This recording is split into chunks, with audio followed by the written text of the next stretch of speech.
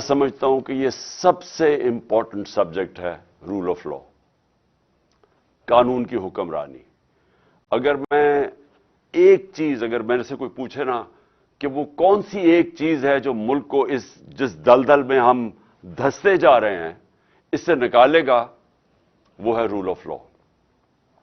یہ لوگوں کو بڑی غلط فہمی ہے کہ جناب آپ اکنامکلی ایک دم ایشین ٹائیگر بن جائیں گے، آپ چائنا کی طرح ترقی کر سکتے ہیں، آپ لاہور کو پیرس بنا سکتے ہیں۔ یہ ہم نے ساری چیزیں سنی ہوئی ہیں۔ اس سب کے پیچھے جب تک ایک ملک کے اندر انصاف نہیں ہے، رول آف لا نہیں ہے، کوئی بھی ملک، میں نے آج تک دنیا میں 70 سال کی اپنی زندگی میں کسی ملک کو خوشحال نہیں ہوتے دیکھا جس میں رول آف لا نہیں ہے۔ اور میں نے کبھی ریسورسز کے باوجود، وسائل کے باوجود، میں نے کبھی کسی ملک، جس ملک کے اندر رول آف لا نہیں ہے، جتنی مرضی آپ وسائل آپ دے دیں، میں نے وہاں خوشحالی نہیں دیکھی۔ تو پاکستان، اگر آج ہم ذرا دیکھنا چاہتے ہیں ہم کدھر کھڑے ہیں، میں جتنا پاکستان میں رول آف لا کی دھجیاں پچھلے 8 مہینے میں اڑائی گئی ہیں، یہ میں نہیں سمجھتا کہ پاکستان کی تاریخ میں ایسا ہوا ہے۔ اور ان 7 مہینے میں جتنی تیزی سے پاکستان تیزی سے نیچے جا رہا ہے، یعنی ہماری جو معیشت ہے، کبھی پاکستان کی معیشت کو یہ چیلنج نہیں ہے جو آج وہ فیس کر رہی ہے۔ ہمارے ملک، جو چھوڑیں کہ پاکستان کے لوگ کیا کہہ رہے ہیں، پاکستان کے لوگ، جو بزنس کمیونٹی وہ کیا کہہ رہی ہے، کسان کیا کہہ رہا ہے، بزنسز، مزدور، کوئی بھی طبقہ لے لیں وہ آج کیا کہہ رہا ہے، وہ سب آج خوف زدہ ہیں۔ یہ ہمارے لیے سب سے تشویشناک جو فگر ہے کہ 7.5 لاکھ پاکستانی ملک چھوڑ کے چلے گئے ہیں پچھلے 7-8 مہینے میں۔ اور یہ پچھلے سالوں کے مقابلے میں یہ ایک کچھ 7 گنا زیادہ بڑی فگر ہے کہ پہلے کتنے لوگ جاتے تھے اور اب کتنے جا رہے ہیں۔ یعنی ملک میں لوگ مایوس ہو چکے ہیں، ہوپ چلا گیا ہے۔ یہ جو 7 مہینے میں پاکستان سے ہوا ہے، اور کیا ہوا ہے، جنگل کا قانون ہوا ہے پاکستان میں۔ اور میں، کیونکہ ریسپیکٹڈ لائرز بیٹھے ہوئے ہیں میرے سامنے، میں آپ سب کے لیے یہ کہنا چاہتا ہوں کہ یہ آپ کی سب سے بڑی ذمہ داری ہے آج، کیونکہ رول آف لا کو اپ ہولڈ کرتا ہے پاکستان کی لیگل کمیونٹی، جوڈیشری اور وکیل۔ صرف آپ ایک چیز دیکھ لیں کہ جس طرح وہ لوگ جن کے اوپر پرانے کیسز کرپشن کے بنے ہوئے تھے، ہمارے دور کے نہیں بنے ہوئے تھے کیسز، ہمارے دور میں تو صرف ایک ٹی ٹی کیس تھا شہباز شریف کے اوپر، اور ایک ایف آئی اے میں جو اس نے نوکروں کے نام پہ ان کو اور ان کے بچوں نے 16 ارب روپے کے نوکروں کے نام پہ پیسے لیے تھے اور وہ پھر ہضم کر لیے تھے۔ اور وہ جو ٹی ٹی کا کیس ہے کہ جدھر یہ پیسے جمع کرتے تھے اور ماڈل ٹاؤن سے پھر پولیس اسکورٹ میں وہ گاڑی کو لائے، وہ حوالہ ہنڈی پہنچایا جاتا تھا اور ادھر سے پیسے باہر بھیج دیے جاتے تھے، اور جب باہر سے منگواتے تھے تو یہ وہ لوگ، کبھی چینی والا تو کوئی پاپڑ والا، اور اس طرح کے لوگوں کے نام پہ پیسے واپس لے کے آئے، اور وہ جب ضرورت پڑے باقی پیسہ باہر رکھتے تھے۔ وہی آصف زرداری کا جو فیک بینک اکاؤنٹس کا کیس ہے، ایگزیکٹلی وہ دونوں وہ ایک ہی ہے۔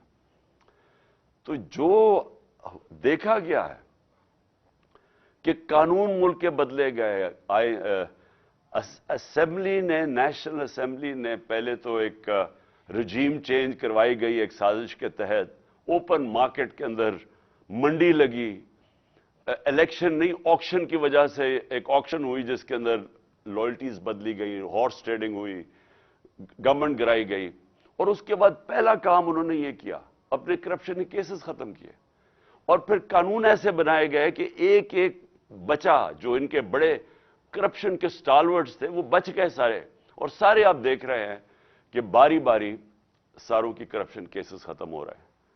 تو یہ تو کسی دنیا کے ملک میں نے ایسا نہیں دیکھا۔ یہ تو میں شاید بنانا ریپبلکس میں بھی ایسا نہ ہوتا ہو. یہ تو کوئی مغربی جمہوریت کے اندر کوئی تصور بھی نہیں کر سکتا کہ پبلک کے پیسے چوری کرنے والوں کو پہلے آپ ایک سازش کے تحت ملک کے اوپر مسلط کریں, ان کے کیسز نہ ہونے دیں. یہ بھی میں کہوں, ہمارے دور میں پوری کوشش کرتا رہا, میں نے پوری کوشش کی کہ ان کے پورے کیسز میچور تھے. نیب کے اندر سے ہمیں کہتے تھے کیسز میچور ہیں, لیکن پیچھے سے ہمیں اجازت نہیں ہے. اب پیچھے سے اجازت کون نہیں دے رہا تھا؟ جنرل باجوہ صاحب.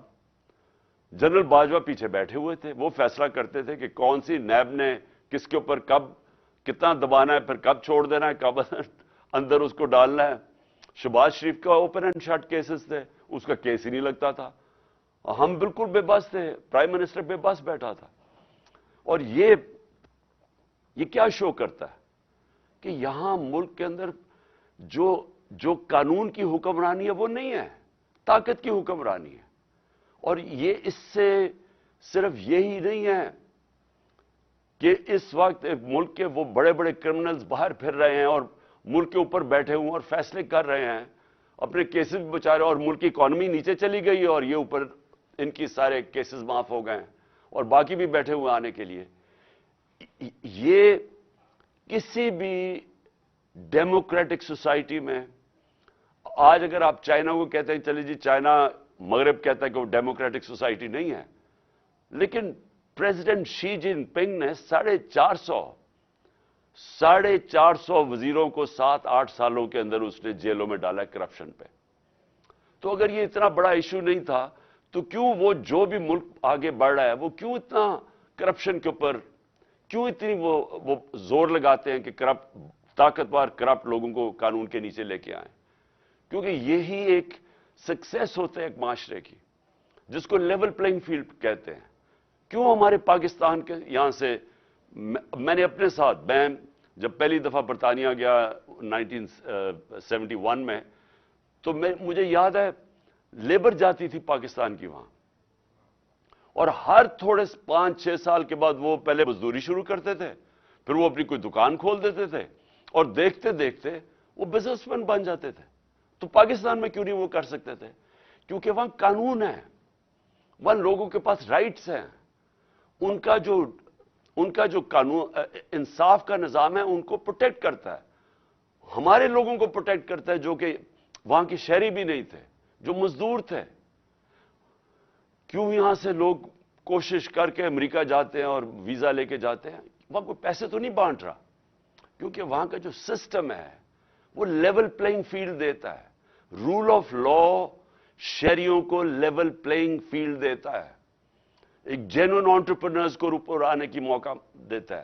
وہاں خوشحالی اس لیے ہوتی ہے, جو بھی ملک خوشحال ہوتا ہے اس کے اندر موقع ملتا ہے لوگوں کو پیسہ بنانے کے لیے, محنت کش کو ریوارڈ ملتا ہے, اس کو پیسہ, اس کی محنت کا اس کو پھل.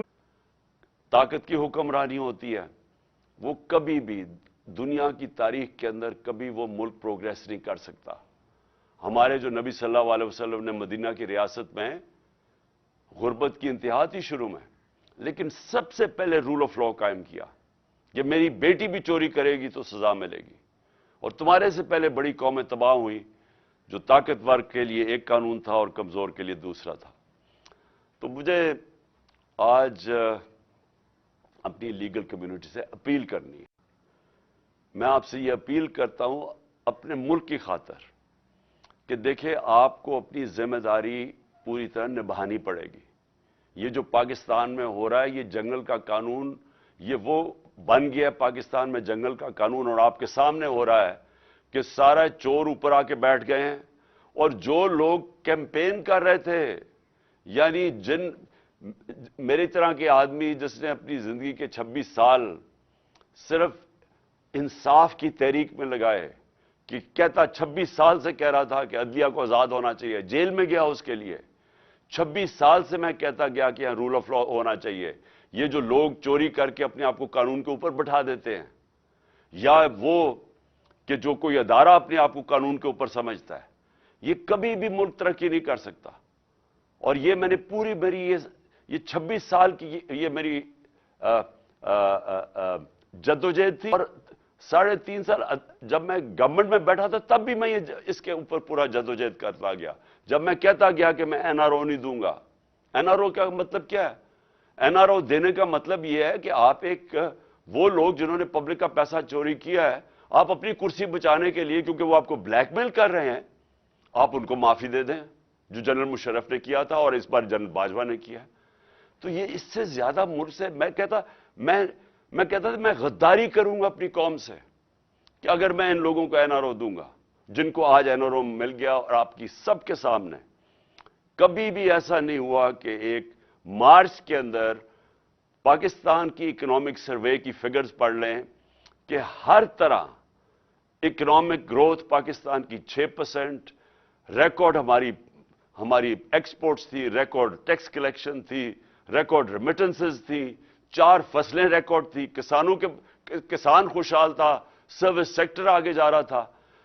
मार्च से आज देखें पाकिस्तान का हाल क्या है।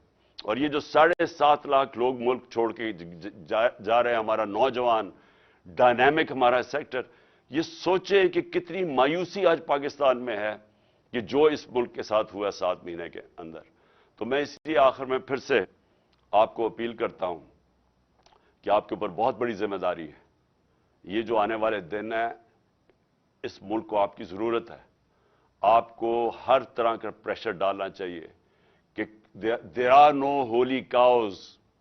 ये जो अपने आप को कानून के ऊपर लोग बैठा देते हैं और वो सामने हमारे मुल्क के अंदर मजाक होता है,